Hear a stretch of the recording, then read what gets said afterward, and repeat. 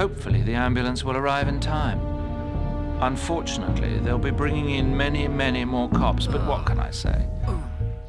You probably don't realize how much skill it took not to paint the floor with your brain meat. But my client wants you alive. Brain meat. That's the thing that sticks out the most to me after playing this game. They use the term brain meat. The writers of this game actually sat down and decided that an appropriate line for a bad guy to utter after wounding the main character would involve the phrase, brain meat.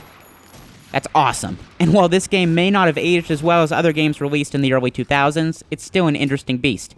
It mixes attack dogs, gunplay, an interesting story, and a dark tone together, adds some brain meat, and throws it in a blender. This is Dead to Rights for the GameCube. Grant City. Hardest place on Earth. People aren't born here. They're forged out of broken bones and blood money. Fortunes are lost and found on a daily basis. And if you're not one of the lucky finders, you're probably dead. Dead to Rights follows a cop named Slate who shows up at the scene of a crime, only to be attacked by waves of workers. However, after finishing the last of them off, he finds his dead father in a pool of his own blood.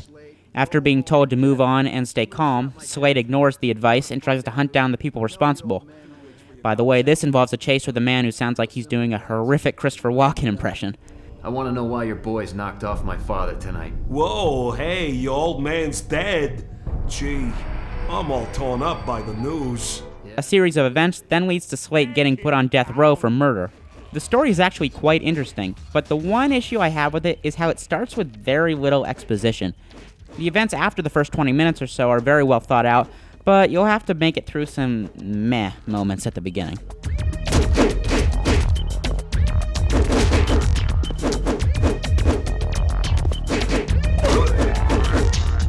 Gameplay in Dead to Rights is all about third-person shooting. Pulling the R button automatically locks onto enemies, and the A button fires shots. This lets you move between several targets quickly, even if the game locks onto a target that you actually can't see. There's a variety of weapons to choose from, and the pace of the game fits perfectly with the shooting. You'll always be moving, so this system actually works better in this game than one based around manual aiming. You'll also be able to use your dog, Shadow, as a weapon against enemies. He does more damage in 3 seconds than your gun does. The only issue I really had with Dead to Rights gameplay was the camera. While it usually does a pretty good job of giving you a good view, it's a pain to adjust, and some spots fix it in place for seemingly no reason. It's not as bad as some other games on the GameCube, but it's worth noting. One thing I really do want to spend some time on, though, is the game's mature rating. This game earns it completely. Before the story even really gets going, you'll execute human shields and play a minigame that makes you time button presses to make a stripper dance so Slate can sneak by some bouncers. I know some M-rated games may be okay for some younger gamers, but this is definitely not one of them. Dead to Rights is almost 10 years old, and the graphics are a little bit rough, especially with character models and faces. Voice acting is also a bit of a mixed bag. Slate sounds pretty believable, a bit like Nolan North, but some other characters sound so terrible I can't believe they let them record dialogue. Dead to Rights has some issues that are common from games released a decade ago, but it's actually still a lot of fun. That being said, definitely keep this away from the impressionable minds of younger kids.